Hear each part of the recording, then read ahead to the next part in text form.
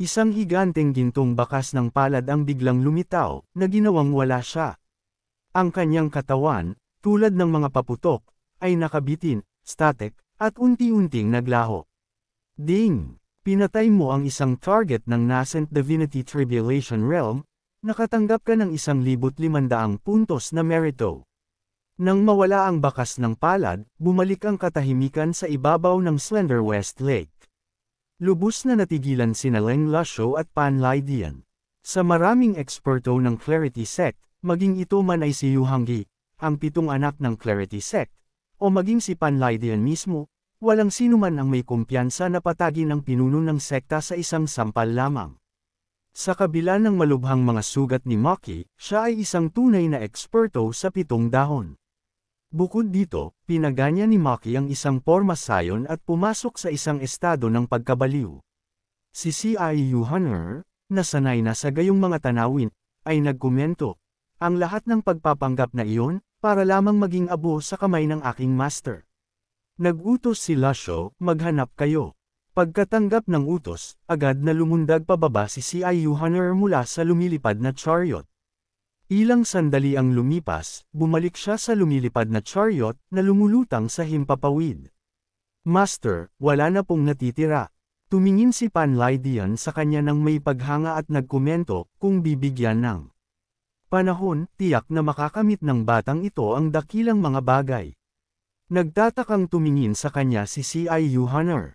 Pinupuri mo ba ako? Tumango si Pan Lydian. Hindi marami ang nakakakuha ng aking pansin, at tiyak na isa ka na roon. Mayroon ka ring mahusay na talento.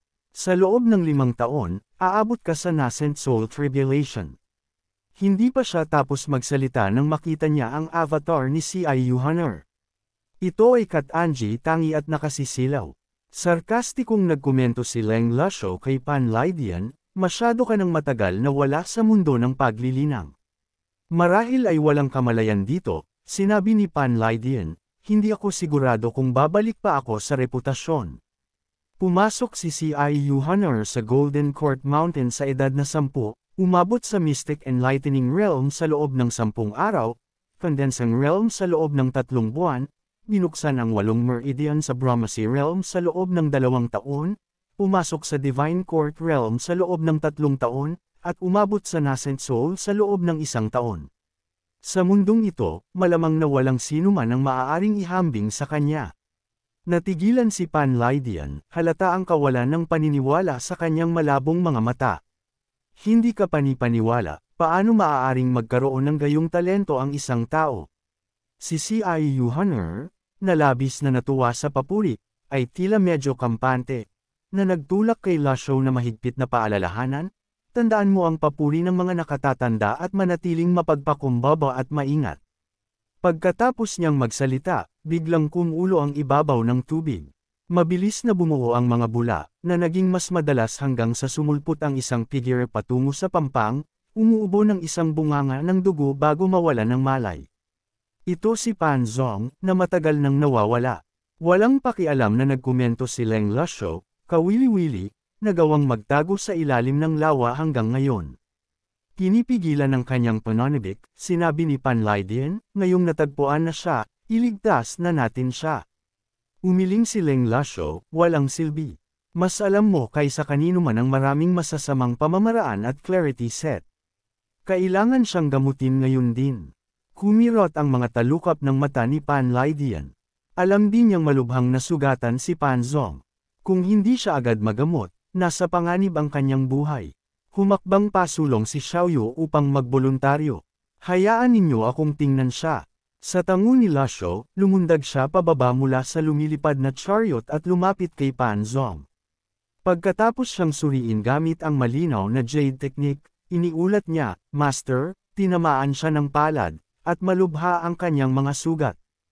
Kalmadong nagsalita si Leng Lasho, ang paghabol kay Moki na mayroon lamang Divine Court Realm na paglilinang, labis na pagmamalaki sa sarili.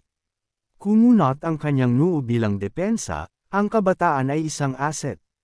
Kapuri-puri ang kanyang tapang at pananaw. Ano ang silbi ng tapang at pananaw kung walang lakas? Hindi ba't pareho lang ito ng paghahanap ng kamatayan? Sa maliit na antas, ito ay tungkol sa buhay at kamatayan ng isang tao. Sa mas malaking antas, ito ay tungkol sa kaligtasan ng isang bansa. Kung lahat ay uurong, paano magkakaroon ng kapayapaan at kasaganaan? Kahit alam mong tiyak ang kamatayan, dapat kang mabuhay ng walang pagsisisi. Kaya, iyon ba ang dahilan kung bakit pinili mong mamuhay ng nakahiwalay at mammalemos? Ito ba ang iyong dahilan? Habang nagtatalo ang dalawang powerhouse, tumitindi ang tensyon, mabilis na namagitan si Lasho. Tama na, bagamat sila'y nagtatalo, pareho silang matandang halimaw na matagal nang nabubuhay. Hindi nila hahayaang humantong ang kanilang mga init ng ulo sa panloob na hidwaan. Ang gayong pag-uugali ay bawal sa anumang sekta, lalo na sa Evil Sky Pavilion. Pagkatapos ng ilang sandaling katahimikan, tiningnan ni Panlaydian ang malubhang nasugatang si Panzong at sinabi, "Hindi ko na kailangan ang Black Magnolia. Ibigay mo na sa kanya." Walang emosyong tanong ni Lasho, "Sigurado ka? Ano pa ang dapat kong panghawakan? Pagod na akong mabuhay at sawang-sawa na sa lahat. Alam kong maaaring labis ang aking kahilingan, dahil hindi pa ako nakapag-ambag sa Evil Sky Pavilion." Ngunit bata pa si Panzong, at naniniwala akong alam niya ang kanyang gagawin. Tumango si Lasho bilang tugon at pagkatapos ay lumundag palabas ng lumilipad na chariot. Nang makita ito, sumunod siling Lasho. Naiwang nakatingin mula sa itaas si Panlaydian. Tiningnan siya ni Duan Muxing at bumuntong hininga, ibaba nakita. Pagkatapos, binalot si Panlaydian ng malakas na enerhiya, bumaba sila sa lupa kung saan sinimulan na ni Lasho ang kanyang pagkilos. Sa isang kaway ng kanyang kamay, nabasag ang healing card, at lumitaw ang isang mahinang gintong sinag sa kanyang palad. Kitang-kita ang pagbuti ng kulay ng balat ni Panzong sa bilis na nakikita ng mata. Nagulat ang parehong nanunood. Ito ba ang Buddhist Merciful Fairy Salvation? Hindi inaasahan, ang demonyong sex ancestor, na kilala sa kanyang kawalang awa, ay pinagbuti ang isang Buddhist healing technique sa gayong antas. Sa mundo ng paglilinang, bihira ang isang taong makabisado ang asensya ng maraming paaralan, at mas bihira pang makakita ng isang taong walang kahirap-hirap na dalubhasa sa Merciful Fairy Salvation gaya ni Lasho. Tutal, sino ang mag-uukol ng kanilang sarili sa pagpapakadalubhasa sa isang healing technique para lamang sa kasiyahan? Ilang sandali ang lumipas, inalis ni Lasho ang kanyang kamay, tinatapos ang paggamot. Nang makita ang pagtatatag ng kalagayan ni Panzong, nagpasalamat si Panlaydian kay Lasho sa pamamagitan ng pagyukod. Ding! Tumaas ang katapatan ng 5%. Nang marinig ang abiso ng sistema, tumango si Lasho ng may kasiyahan. Tutal, si Panlaydian ang pinakamahusay na eksperto ng Clarity Set. Katumbas nilang Lasho, ang gantimpala sa puntos ng merito ng gayong subordinate ay 2,000 puntos. Mahirap siyang pamahalaan, ngunit kumikita ang pakikipagsapalaran na ito, na nagkakahalaga lamang ng isang lethal strike card. Pagkatapos utusan si Duan Muxing na ibalik si Panzong sa lumilipad na chariot, isang malandi na sipol ang nanggaling sa malayo sa gilid ng Slender West Lake, na may malinaw na nakakaakit na tono. Si Lasho, sumusunod sa tunog, ay naglakad patungo sa silangang bahagi ng Slender West Lake na nakapamewang. Si Panlaydian, tutal, ang pinakamahusay na eksperto sa paghawak ng kamay sa likod. Si CIU Honor ay nagpapalundag-lundag sa likuran. Nanatili si Duan Muxing, hindi pa rin masyadong mahusay sa pagkontrol ng lumilipad na chariot. Ang pagsunod sa master sa isang maliit na paglihis ay malinaw na hindi komportable para sa kanya. Hindi nagtagal, dumating ang grupo sa Slender West Garden, kung saan nakita nila ang isang binata na nakasandal sa isang bakod, casual na ikinikiskis ang kanyang mga binti. Hindi mapigilan ni CIU Honor na umikot ang kanyang mga mata. Walang hiya, awkward na bati ni Jiang Aijian sa kanila. Elder, matagumpay na naihatid ang sulat na lumilipad. Kung hindi, hindi ko sana kayo makikilala. Nagtanong si Lasho kung paano niya nalaman na narito si Moki. Madali lang iyon.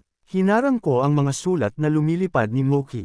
Humihingi siya ng tulong saan man, at ang tanging makakapagligtas sa kanya ay si Mo Li. Pagkatapos niyang sabihin ito, sinulyapan ni Jiang Aijian sina Leng Lasho at Panlaydian, pagkatapos ay masigasig na hinawakan ang kamay ni Panlaydian, na mainit na bumati sa kanya. Elder Hua, ikinagagalak kong makilala kayo. Nagulat si Panlaydian sa pagbati. Pagkatapos ay ibinaling ni Jiang Aijian ang kanyang atensyon kay Leng Lasho, Lord Fan, ang pinuno ng Black Cavalry. Ikinagagalak kong makilala kayo. Si Leng Lasho, na may malamig na ekspresyon, ay tumugon ng isang salita lamang, lumayas ka. Natakot si Jiang Aijian at mabilis na nag-text kay Panlaydian. Mas madaling lapitan si Elder Hua, hindi na niya matiis. Sinipa siya ni Panlaydian. Saan nanggaling ang kalokohang ito? Nakaramdam ng pagkakasala si Jiang Aijian. Binabati ko kayo ng may mabuting intensyon, at ito ang iginaganti ninyo sa akin. Nang makita ito, formal silang ipinakilala ni CIU Honor. Siya po ang lolo ni Pan Zong, ang unang eksperto ng Clarity Sect. Nanlaki ang mga mata ni Jiang Aijian sa gulat. Narinig ko na umalis na sa sekta at nawala ng mahigit 100 taon ang unang eksperto ng Clarity Sect. Walang nakakaalam kung saan siya nagpunta. Hindi ko inaasahang makikita siya sa Evil Sky Pavilion. Isang malaking tao, bagamat hindi kasing nakakatakot ng patriarka ng Evil Sky Pavilion, hindi siya isang taong madaling pukawin. Mas mabuting manahimik na lang. Akin pong pagkakamali ang hindi pagkilala kay Master Pan. Pakiusap, huwag ninyo pong personalin, lalo na't nailigtas ko si Pan Zong. Nang makita ang kanyang sunod Sunyeran na ugali, medyo nawalan ng imek si Lasho. Nailigtas mo si Pan Zong. Walang kabuluhang ibinalik ni Jiang Aijian ang kanyang buhok. Kung hindi dahil sa mabilis kong pagkilos, maaaring patay na siya ngayon. Ang tangkang pag-ambush kay Moki na mayroon lamang Divine Court Realm na paglilinang ay talagang labis na pagmamalaki sa sarili. Bahagyang yumukod si Panlaydian kay Jiang Aijian. Ngumiti pabalik si Jiang Aijian. Wala iyon. Leng Lasho, Lord Fan, ang pinuno ng Black Cavalry. Pagkatapos ay nagtanong si Leng Lasho, bakit hindi ka lumabas para tumulong kanina noong nanunood ka lang sa gilid? Walang magawang paliwanag si Jiang Aijian. Iyon ang mahiwagang porma sayon, hindi pa ganap na aktibo. Bukod dito, ang isang mataas na antas na eksperto tulad ni Moki ay hindi ko kayang harapin. Dinala ko kayo rito para sabihan kayong umalis na agad, bago dumating ang mga tao mula sa palasyo. Nagtanong si Leng Lasho, hindi mo ba hinarang ang mga sulat na lumilipad ni Moki? Ilan ang naharang ko, pero hindi ko lahat nahuli. Pagkatapos lamang niyang magsalita, ang tunog ng mga yabag ng kabayo ay papalapit mula sa malayo. Daang-daang sundalo ang lumitaw sa kanilang paningin, na pinamumunuan ng isang babae na nakasuot ng asul na brocade. Magandang bumaba ang babae at lumapit kay Lasho na may magalang na pagyukod. Ang brocade clothes ay nagbibigay galang sa mahal na elder. Pagkatapos niyang bumati, sinulyapan niya si Jiang Aijian. Nahulaan ni Lasho ang kanyang layunin sa pagpunta roon at nagtanong, narito ka ba para suportahan si Moki? Nagpakita ng kahihiyan ng mukha ng babaeng nakasuot ng brocade clothes. Sumusunod lamang po ang brocade clothes sa utos. Sinumang lumapit sa Slender West Villa ay papatayin ng walang pagbubukod. Nagpakita ng kabaitan ng mahal na elder sa brocade clothes. Paano ako magiging walang utang na loob? Kung aalis na po ang mahal na elder sa paligid ng Slender West Lake ngayon, ang brocade clothes na po ang bahala sa lahat dito. Naguluhan sa pahayag na ito sina Leng Lasho at Panlaydian. Isang pabor, kailan pa nakipagsabuatan ng Evil Sky Pavilion sa korte? Nagpatuloy ang babaeng nakasuot ng brocade clothes. Mayroon pang darating na suporta mula sa palasyo. Inaasahang darating na malapit na. Nang marinig ito, likas na gustong tumakas ni Jiang Aijian. Dagdag na suporta. May iba pa pala akong aasikasuhin. Mauuna na ako. Tinawag siya ni Lasho. Sandali lang. Elder, maaari ko po bang kayong tulungan sa isang bagay? Bahagyang ngumiti si Lasho. May tanong ako sa iyo. Mangyari pong magtanong. Elder, wala akong itatago sa aking sagot. Natuklasan ni Jiang Aijian ang pakikiapid ng kanyang minamahal at pinatay ang mga nangangalunya sa isang sampal. Ilang araw na siyang masama ang timpla. Hindi interesado si Lasho sa personal na buhay ni Jiang Yuanshan, ngunit mahigpit niyang hinawakan ang braso ni Jiang Aijian. Tatanungin kita, naroon pa ba si Mo Li sa palasyo?